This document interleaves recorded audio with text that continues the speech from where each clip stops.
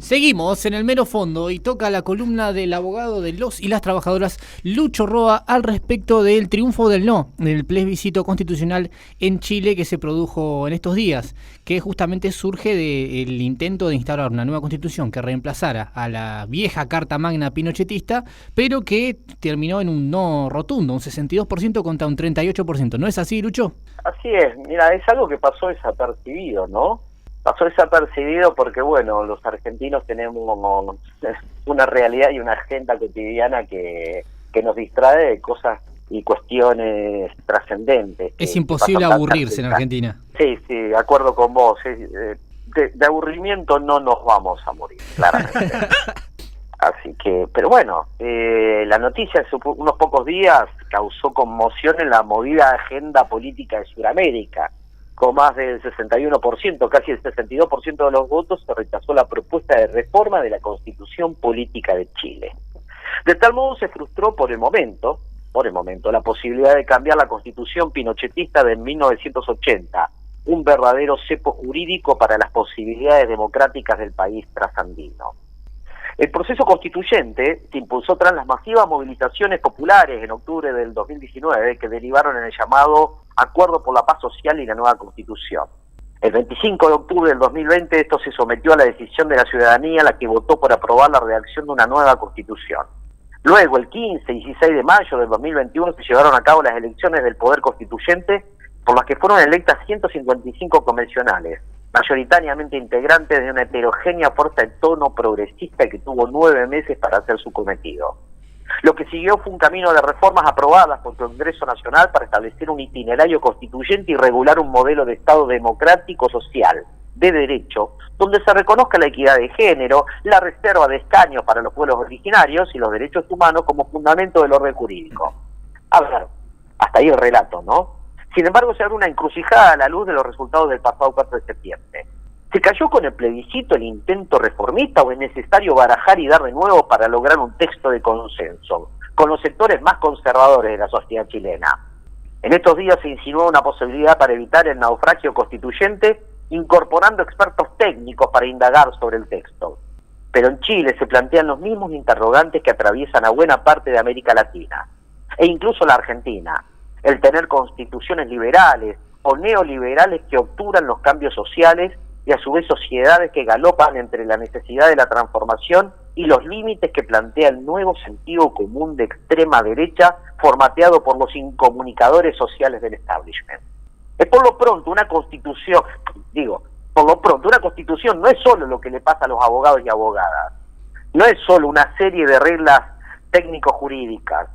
Una constitución es mucho más que eso, es más que eso que los leguleyos llaman pomposamente Carta Magna o una ley máxima. Una constitución es un proyecto de nación. Miremos nuestra constitución. La de 1853 expresó el proyecto del Estado liberal, centralista, aristocrático, librecambista en lo económico y excluyente en lo social. Sus fuentes doctrinarias fueron las bases de Alberdi, el dogma socialista de Echeverría, y encontró sus fuentes materiales en los sectores mercantiles y ganaderos del litoral, que luego del triunfo de Caseros habían decidido estructurar el país en base a sus intereses. El Estado, bajo ese proyecto, recortó su capacidad de integración, aquellos que eran parte de ese proyecto dependiente. El derecho, así, la Constitución, otorgó legitimidad a la clase dominante. Por eso el pueblo siempre estuvo excluido de ese proyecto. Por eso la Constitución siempre nos resultó tan ajena. Por eso cuando hablamos de estos temas parece que hablamos de cuestiones que vienen del más allá, ¿no? El 17 de octubre del 45 fue un acto fundacional, el emergente en que las mayorías populares como sujeto histórico volvieron desde el fondo de la historia, luego de décadas de exclusión, marginación y exterminio a las que aquel modelo la sometió, y como todo proceso revolucionario expresó la negación de una etapa para dar lugar a una nueva.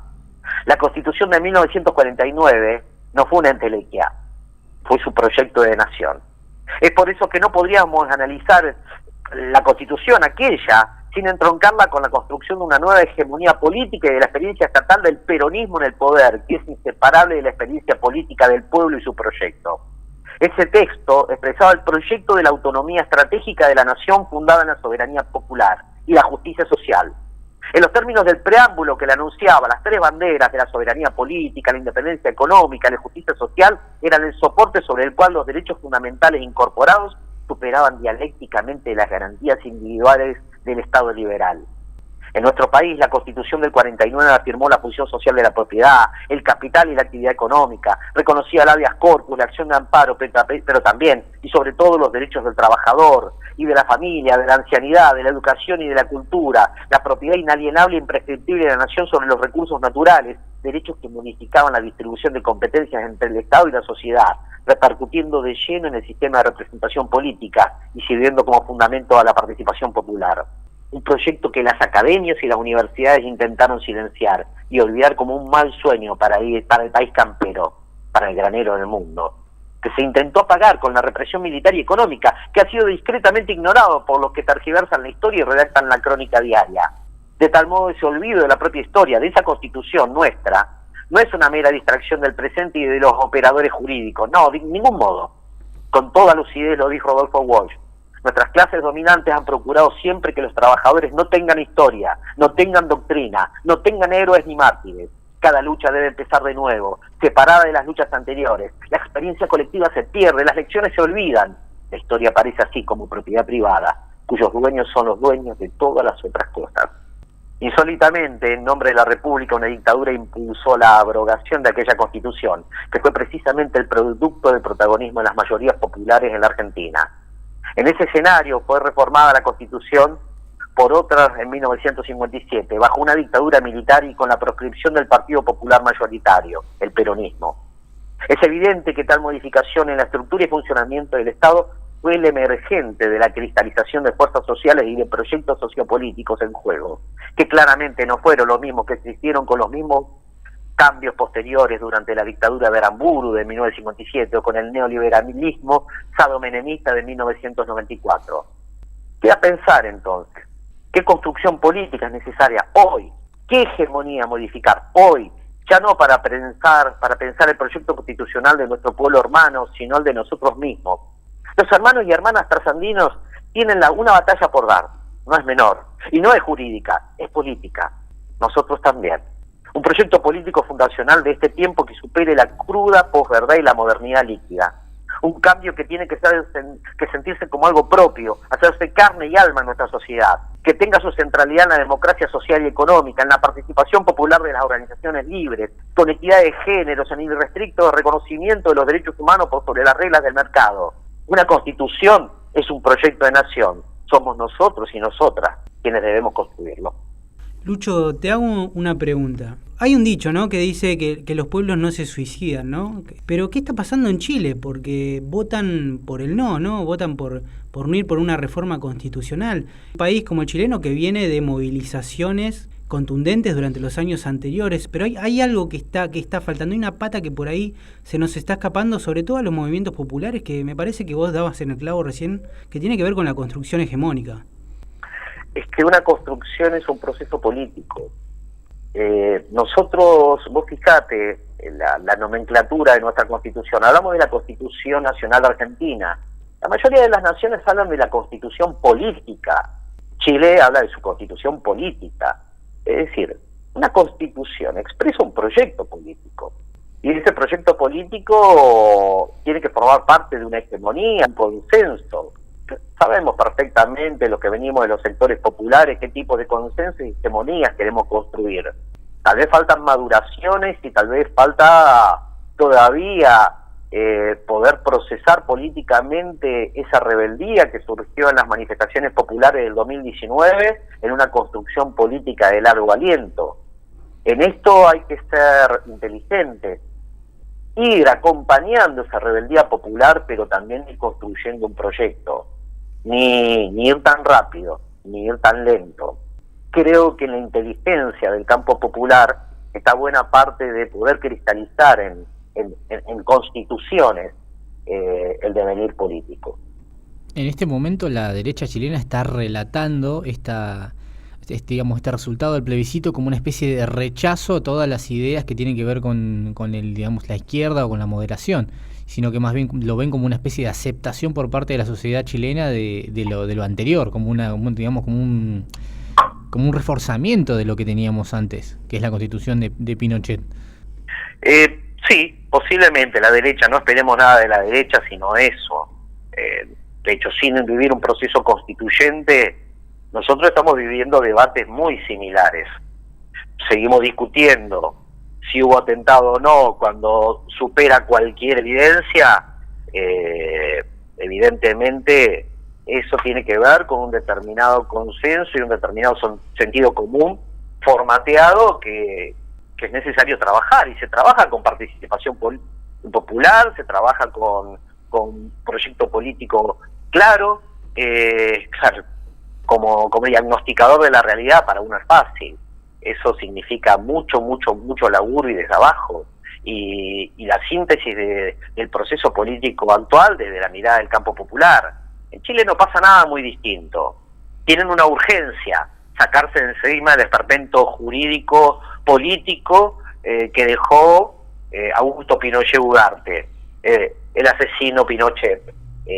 No es un tema menor, tienen esa urgencia, pero tienen que trabajar también una hegemonía.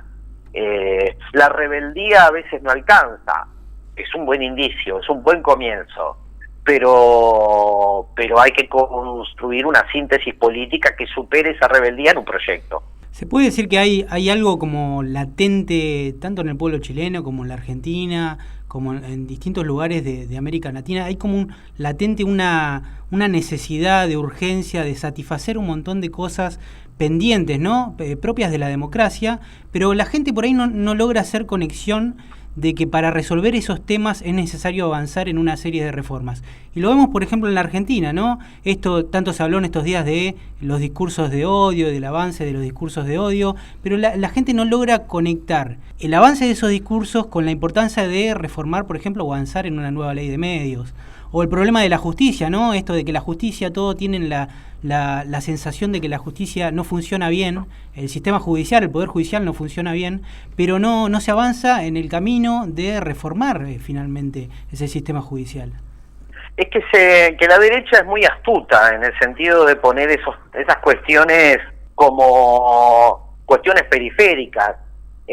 Habitualmente se escucha en los círculos militantes, en los círculos activistas, la necesidad de dar y ganar la batalla cultural. Yo creo que la batalla cultural no solamente la estamos perdiendo a veces por escándalo, con lo cual tenemos que rever eso. Y yo digo que la batalla cultural se va a seguir perdiendo en la medida que no podemos resolver las cuestiones materiales.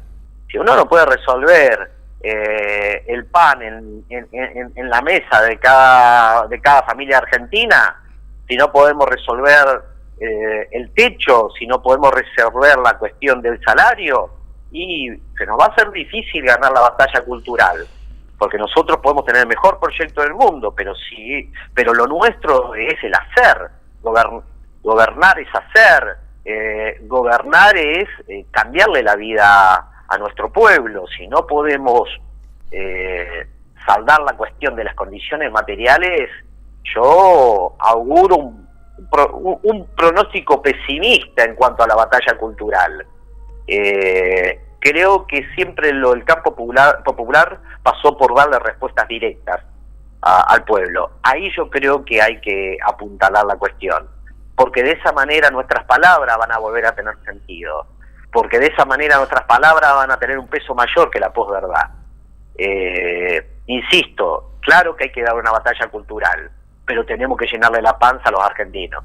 Tendremos que avanzar en ese sentido, Lucho. Esperemos que podamos dar un golpe de timón en ese sentido para recuperarnos, por lo menos en cara a los años que vienen y las luchas que vienen. Te agradecemos muchísimo esta comunicación con nosotros y esta nueva columna para el Mero Fondo. ¿Querés decir algo más, Nahuel, al respecto de esto? No, agradecerle, como siempre, por echar un poco de luz en estas cuestiones. Gracias, Lucho, por atendernos. No, por favor, como siempre, un agradecido a todos ustedes y a los compañeros de Radio Plupa. Vamos a un corte y volvemos enseguida con el Mero Fondo, el programa donde